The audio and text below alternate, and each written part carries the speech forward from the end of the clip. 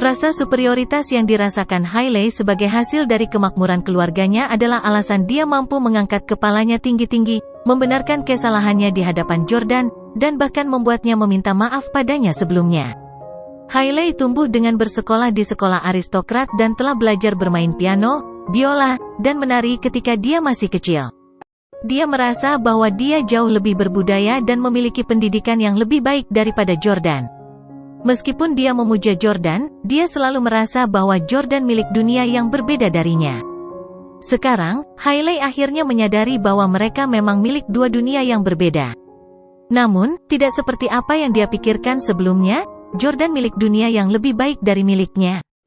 Di sisi lain, Dustin berkata kepada Evan, "Evan, berapa bayaran Collins untuk mempekerjakanmu? Bukankah kamu selalu menahan diri untuk tidak bermain di pesta pernikahan?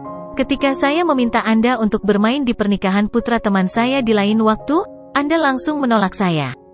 Apakah karena kamu pikir aku tidak mampu membelinya? Orang kaya biasanya suka mempekerjakan penyanyi, aktor, atau pianis terkenal untuk tampil di pesta pernikahan mereka untuk menunjukkan betapa kuatnya mereka." Evan berkata, "Tidak, Anda salah paham, Tuan Wills. Saya tidak di sini untuk tampil untuk Collins. Faktanya, guru piano saya, Gary, menelepon saya untuk mengatakan bahwa ini adalah hari ulang tahun Jordan hari ini, jadi dia meminta saya untuk datang secara khusus untuk menampilkan sebuah lagu untuknya." Jordan berkata dengan agak sopan, "Tuan Grafman seharusnya tidak meminta Anda untuk datang jauh-jauh ke sini ketika dia tahu betapa sibuknya Anda dengan persiapan penampilan Anda di Gedung Putih minggu depan." Evan tertawa dan berkata, "Haha, tidak apa-apa. Saya belum melihat Anda selama bertahun-tahun. Saya merindukanmu." Ngomong-ngomong, Jordan, lagu apa yang ingin kamu dengarkan?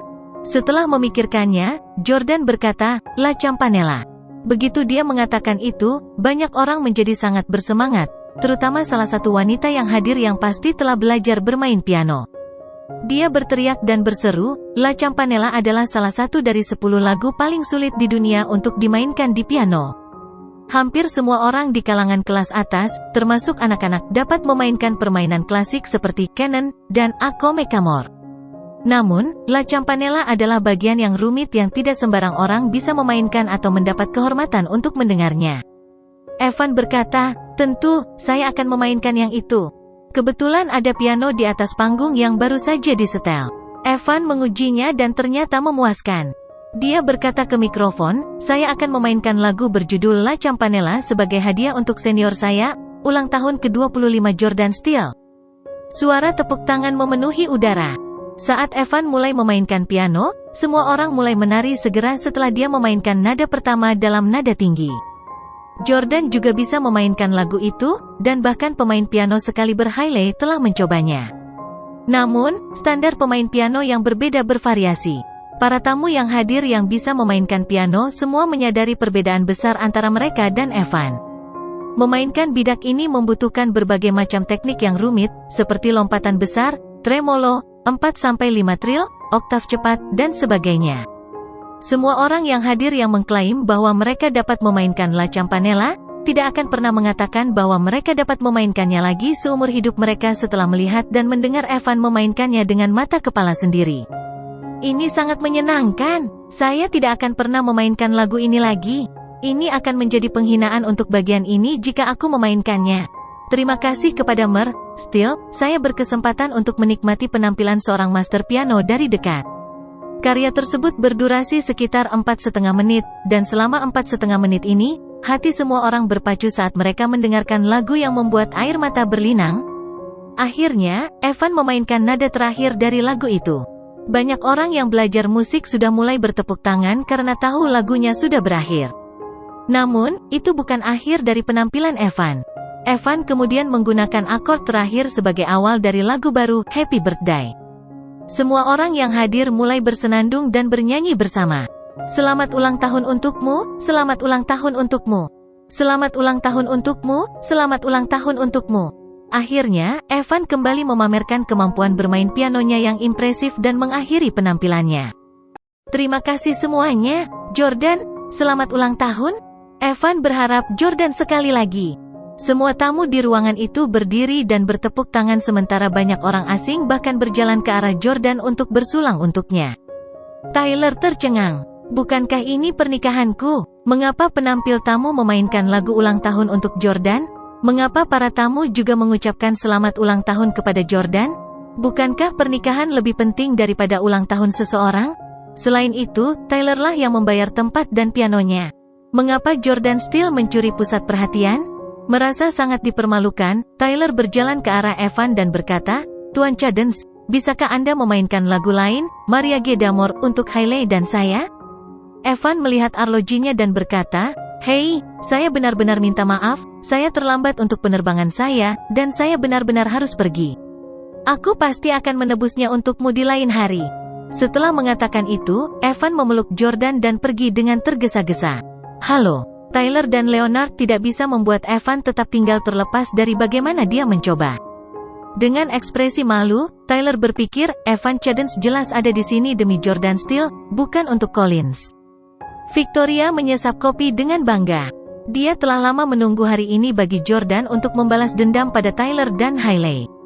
Apalagi itu baru permulaan. Kurang dari 1 menit setelah Evan pergi, seorang pria muda tiba-tiba masuk dan berkata kepada Leonard, "Tuan Collins, tiba-tiba ada puluhan orang di pintu masuk aula. Mereka tidak memiliki undangan, tetapi mereka bersikeras untuk masuk." Petik 2. Leonard membungkuk dengan dingin dan berkata, pernikahan yang diadakan oleh keluarga Collins bukanlah sesuatu yang dapat dihadiri oleh Tom, Dick, atau Harry. Semua tamu saya adalah tokoh Orlando yang bermartabat. Beritahu orang-orang itu untuk tersesat? Petik 2. Pemuda itu berkata, "Tuan Collins, mereka semua mengaku sebagai bos perusahaan besar. Mereka bahkan mengatakan bahwa mereka bersedia memberikan $1.500 masing-masing sebagai hadiah pernikahan, dengan imbalan kesempatan untuk menghadiri pernikahan." Mendengar kata-kata pemuda itu, Leonard langsung terkejut. Ketika tamu-tamu lain mendengarnya, mereka mulai memuji dia juga. Dan Collins memang pantas menjadi sosok kuat Orlando. Begitu banyak pemilik perusahaan yang tertarik untuk berteman dengan Anda di pernikahan putra Anda hari ini. Mungkin benar bahwa mereka memiliki usaha kecil, tetapi memiliki begitu banyak orang yang meminta untuk menghadiri pernikahan putra Anda tidaklah mudah. Leonard mendengar pujian itu dan berkata dengan keras, "Karena begitu banyak pemilik muda dari perusahaan kecil ingin berteman dengan saya dan ini juga hari besar putra saya akan membuat pengecualian dan berbagi kegembiraan dengan mereka." Setelah itu, Leonard berkata kepada pemuda itu, "Biarkan mereka masuk. Beritahu staf hotel untuk menambahkan lebih banyak meja." Ya, pemuda itu segera bergegas pergi. Merasa sangat bermartabat dan bangga, Tyler membual kepada Hailey, "Apakah Anda melihat itu? Itulah seberapa tinggi status ayah saya di industri bisnis Orlando." Pemilik perusahaan-perusahaan kecil itu semuanya berusaha untuk membuatnya sangat buruk. Petik 2. Hailey tersenyum kaku. Sekarang, yang bisa dia pikirkan hanyalah Jordan. Namun, dia masih senang melihat ayah mertuanya memiliki status yang begitu tinggi. Namun, apa yang terjadi selanjutnya membuatnya tercengang lagi. Segera, puluhan orang memasuki ballroom tempat pernikahan diadakan. 90% dari mereka adalah laki-laki dan hanya ada 3 perempuan yang usianya berkisar antara 20 hingga 40 tahun. Mereka semua dibawa oleh pemuda tadi. Pemuda itu memperkenalkan kepada mereka, ini Merle Collins, dan mereka berdua adalah putra Merle Collins, Tyler, dan istri pengantin barunya, Hailey Camden. Orang-orang itu buru-buru tersenyum dan menyapa, "Halo, Tuan Collins dan Tuan Tyler." Baik Leonard maupun Tyler merasa agak bangga dan bermartabat disambut oleh begitu banyak orang. Tyler melirik mereka dari jauh dan tiba-tiba merasa bahwa banyak dari mereka tampak agak akrab. Dia dengan cepat melangkah dan bertanya dengan merendahkan, "Saya mendengar dari sopir ayah saya, Anda semua adalah pemilik perusahaan? Perusahaan seperti apa yang Anda miliki? Beritahu aku tentang itu." "Enigma Co. adalah nama perusahaan saya. Game online-ku yang disebut Sky Domain Online. Nama perusahaan saya adalah Tree Life Health Technology Co. Semua orang menyebutkan nama perusahaan mereka. Namun, wajah Tyler tiba-tiba menjadi pucat setelah dia mendengar nama perusahaan itu. Alasannya karena dia tahu semua perusahaan itu dan bahkan berinvestasi di dalamnya. Tyler mulai menjadi sangat gelisah. Perusahaan Anda adalah perusahaan-perusahaan buruk yang semuanya gulung tikar dan menyebabkan saya mengalami kerugian besar.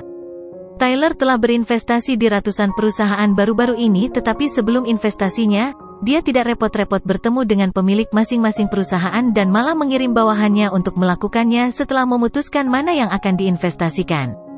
Oleh karena itu, dia secara pribadi tidak mengenal mereka semua. Melihat ini, Leonard dengan cepat bertanya, "Tyler, apakah Anda menginvestasikan uang Anda di perusahaan mereka yang akhirnya ditutup?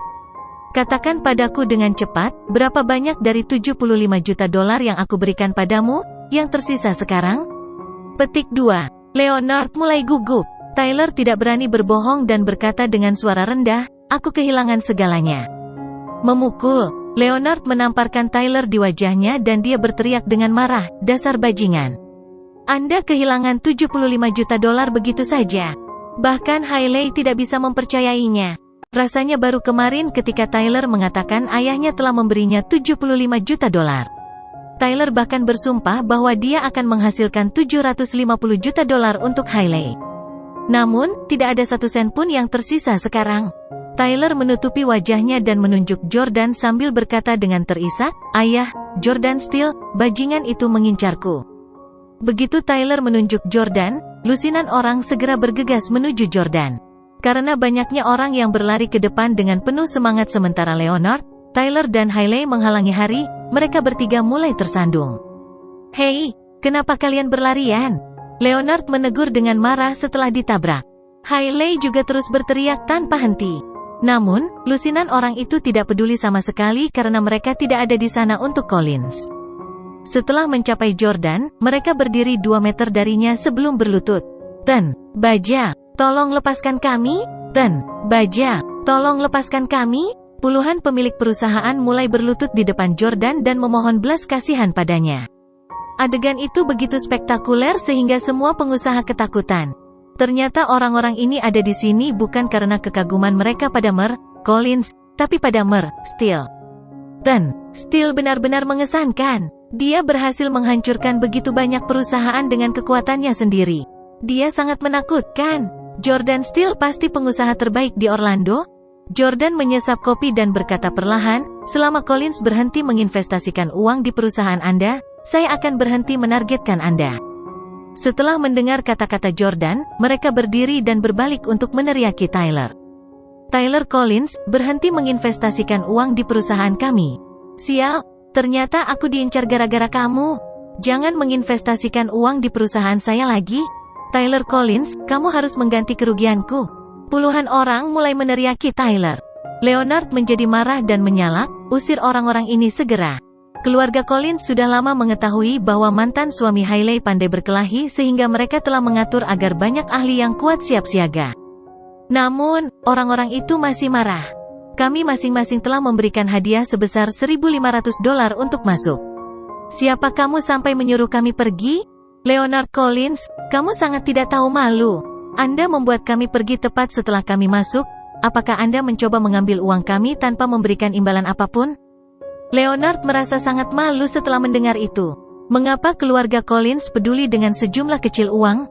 Leonard berkata, "Kembalikan masing-masing 2 kali lipat dari apa yang telah mereka berikan." Dalam kemarahan, Tyler memutuskan bahwa dia lebih baik membuang puluhan ribu dolar daripada membiarkan keluarga Collins dipermalukan. Setelah mereka pergi, Tyler menyerbu ke arah Jordan dengan marah dan berteriak, "Tuan Steele, saya tidak tahu bagaimana Tyler telah menyinggung Anda untuk menderita perlakuan seperti itu dari Anda. Anda membuat anak saya kehilangan 75 juta dolar, tetapi saya khawatir Anda pasti kehilangan lebih dari itu." Leonard tahu betul bahwa pasti dibutuhkan sejumlah besar uang untuk membuat perusahaan ditutup dalam waktu singkat, kecuali jika Jordan menggunakan cara yang tercela. Jordan tidak berencana untuk berdamai dengan Collins sejak awal. Meskipun Leonard sudah kehilangan kesabaran, itu juga tidak masalah bagi Jordan. Jordan berkata, "Cari tahu dari putramu apa yang telah dia lakukan. Saya tidak ingin Anda merasakan cubitan untuk uang yang telah saya habiskan. Ratusan juta tidak berarti apa-apa bagi saya." Mendengar kalimat terakhir, Hailey merasa seolah-olah dia telah masuk ke dalam mimpi. Ratusan juta tidak berarti apa-apa baginya? Aku mengkhianati Jordan justru demi uang? Leonard sudah menduga bahwa masalah ini pasti ada hubungannya dengan Hailey. Namun, karena Tyler sudah menikah dengan Hailey, dia harus melindungi mereka berdua. Leonard berkata, "Tuan Steele, kamu benar-benar kaya. Collins memang bukan tandinganmu. Namun, Collins telah menjalankan bisnis di Orlando selama beberapa dekade dan kami memiliki pijakan yang kuat di sini. Saya mendengar bahwa Anda baru saja datang ke Orlando dalam beberapa tahun terakhir, Tuan Steele. Saya telah membuat banyak teman di Orlando selama beberapa dekade terakhir, termasuk beberapa bos triad. Jika mereka mengetahui bahwa seseorang memiliki nyali untuk menargetkan putraku, mereka pasti tidak akan melepaskanmu. Mereka bahkan mungkin melakukan sesuatu yang bertentangan dengan aturan." Leonard mengancam Jordan. "Leonard Collins, beraninya kau mengancam Tuan Steele?" Victoria juga menjadi marah. Jordan mengulurkan tangannya untuk memberi isyarat agar Victoria tenang. Dia tetap tenang dan berkata, "Tuan Steele, aku sangat ingin diberi pelajaran olehmu. Bolehkah saya tahu siapa bos triad yang Anda maksud?" Petik 2. HMPH, kamu akan segera bertemu dengannya. Leonard kemudian mengeluarkan ponselnya dan melakukan panggilan. Dalton, apakah kamu sudah di sini? Petik 2. Orang di ujung telepon menjawab, "Saya sudah lama datang, saya di pintu masuk." Leonard buru-buru berkata, "Hah? Kenapa kamu tidak masuk? Aku akan keluar dan menjemputmu." Leonard tiba di pintu masuk hotel untuk melihat bahwa Pablo, Salvatore, dan beberapa bawahan berdiri di luar hotel. Leonard buru-buru berjalan mendekat dan berkata, "Tuan Dalton, Salvatore, kenapa kamu tidak masuk?" Pablo melihat ke kejauhan dan berkata, "Aku sedang menunggu seseorang." Menunggu seseorang? Leonard agak penasaran karena Pablo adalah bos triad terkenal di negara bagian. Dia tidak akan pernah menunggu siapapun. Karenanya, Leonard bertanya-tanya siapa yang bisa membuat Pablo menunggu. Dalam waktu kurang dari 2 menit, sebuah Rolls-Royce terguling. Leonard bisa tahu dari plat nomornya bahwa pemilik mobil itu adalah orang yang tangguh. Status figur lingkaran kelas atas biasanya bisa ditentukan dari plat nomor mobil mereka. Orang kaya dan berkuasa biasanya memiliki plat nomor yang dipersonalisasi atau eksotis yang menghabiskan banyak uang. Umumnya plat nomor eksotik hanya bisa dimiliki oleh orang-orang dengan status tertentu. Setelah melihat plat nomornya, Leonard langsung tahu bahwa ada sosok berpengaruh di dalam mobil.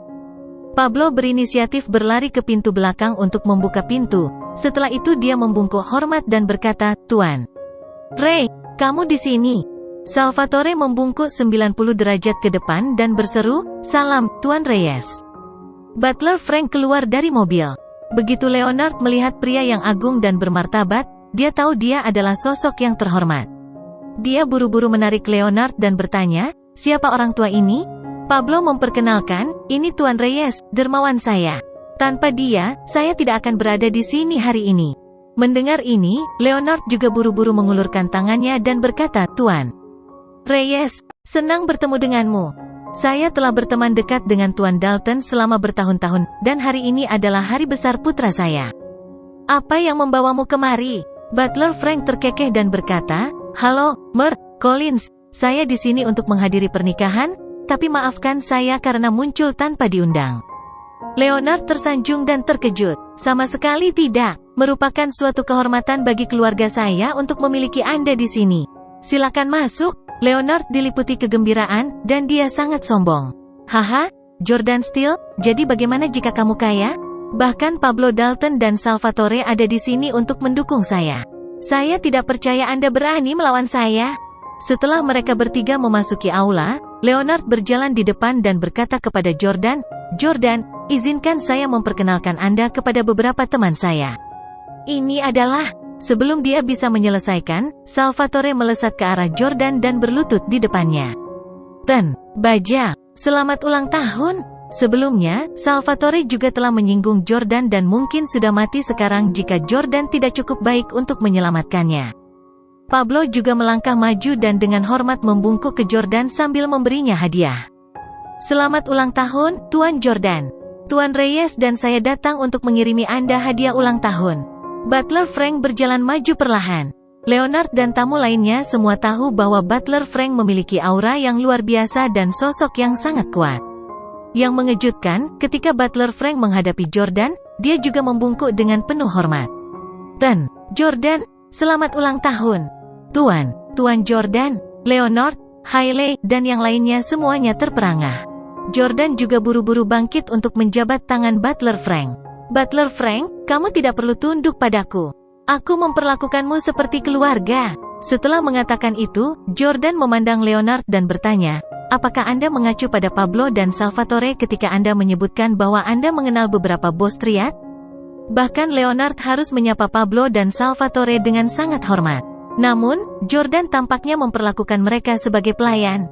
Setelah mendengar ini, Salvatore menjadi marah. Sialan, kamu mencoba melawan Tuan Jordan? Apakah otakmu digoreng? Petik 2. Leonard tidak berani membalas setelah ditegur di depan umum oleh Salvatore. Melihat ini, Jordan berkata, saya di sini untuk menghadiri pernikahan, bukan untuk membuat masalah. Saya tidak ingin orang lain salah paham. Salvatore, Pablo, pergilah. Butler Frank, saya akan menerima hadiah Anda. Silakan pergi juga. Petik 2. Mereka bertiga tidak berani menentang Jordan. Pablo berbisik kepada Leonard sebelum pergi, jika Tuan Jordan dilukai dengan cara apapun selama pernikahan, saya akan memastikan Anda dan seluruh keluarga Anda dikuburkan bersama. Leonard berkeringat dingin karena gugup, tetapi dia tidak berani mengeluarkan ancaman atau mengatakan sesuatu yang kasar. Para tamu di tempat kejadian juga semua tercengang. Ten, Steele benar-benar memiliki koneksi dalam industri bisnis dan triad. Bahkan Pablo Dalton adalah bawahannya. Ten, Steele sangat muda dan sudah sangat kuat. Siapapun yang memprovokasi dia pasti akan mengalami kesulitan. Orang-orang itu semuanya sok tentara bayaran yang dengan penuh semangat mencoba menyedot ke Jordan setelah menyadari betapa capainya dia. Kudengar hari ini hari ulang tahunmu, Tuan Steele. Ini mungkin pertama kalinya kami bertemu satu sama lain, tetapi takdir telah mempertemukan kami. Ayo, mari bersulang untuk Tuan Steele, oke? Ya, para tamu di venue semua berteriak serempak. Ironisnya, banyak dari tamu itu adalah kerabat Collins dan sahabat Tyler. Jordan mencibir. Dia tiba-tiba teringat bahwa banyak tokoh terhormat dari kalangan kelas atas juga menghadiri pesta ulang tahun ke-80 Diana belum lama ini. Pada hari itu, Jordan juga terlibat konflik dengan Camdens.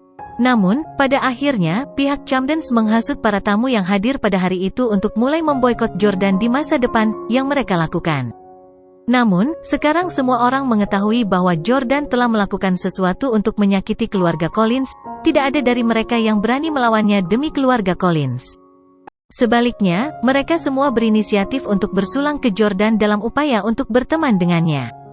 Sungguh masyarakat yang pragmatis. Jordan mengambil cangkir tehnya dan berkata, terima kasih atas ucapan selamat ulang tahun kalian semua. Seseorang takut aku akan menyebabkan masalah setelah minum terlalu banyak, jadi aku akan bersulang untuk kalian dengan air, bukan anggur. Setelah mendengar ini, wajah Hailey memerah seperti tomat. Bab ini diperbarui oleh FREEBNVEL, CM. Ketika Hailey memberi Jordan undangan pernikahan sebelumnya, dia secara khusus menginstruksikan dia untuk tidak minum terlalu banyak pada hari pernikahan untuk tidak mempermalukannya. Namun, sepertinya dia tidak perlu khawatir tentang itu. Setelah menghabiskan airnya, Jordan berkata kepada Leonard, Tuan Collins, ini sudah larut. Pernikahan Anda harus dimulai sekarang, bukan? Saya harus kembali ke kantor untuk bekerja setelah menyaksikan pernikahan kelas atas ini. Leonard memiliki ekspresi yang rumit, tetapi tidak peduli apa, dia harus menyelesaikan menjadi tuan rumah pernikahan putranya sebelum hal lain. Oleh karena itu, Leonard segera berkata kepada pembawa acara, biarkan pernikahan segera dimulai. Tyler dan Hailey berjalan ke atas panggung, tetapi Hailey benar-benar teralihkan dan keluar dari elemennya. Pembawa acara berkata, Tuan Tyler Collins, apakah Anda menerima Nona Hailey Camden menjadi istri sah Anda dan mencintai, menghargai, dan menghormatinya selama sisa hidup Anda? Tyler menjawab, ya. Pembawa acara kembali bertanya, Nona Hailey Camden, apakah Anda menerima Tuan Tyler Collins sebagai suami Anda yang sah dan merawatnya selama sisa hidup Anda, dalam suka, duka, kaya, miskin, sakit dan dalam kesehatan, untuk mencintai dan menyayangi, sampai maut memisahkan? Hailey berseru, tidak.